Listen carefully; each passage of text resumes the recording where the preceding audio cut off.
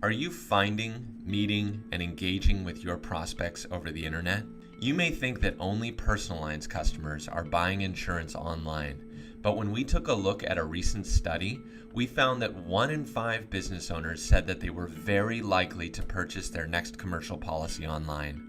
Another 2 in 5 said they would be somewhat likely if given the opportunity, which means that less than 40% of business owners and entrepreneurs prefer the old-fashioned way of face-to-face interactions.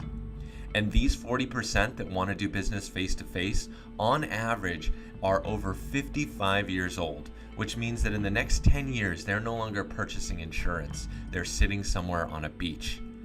Your potential clients are aging out of the marketplace, and if you don't want to end up like Blockbuster Video taking on Netflix, you've got to start learning how to engage with your potential clients where they want to be met. This is the disruptive power of the internet.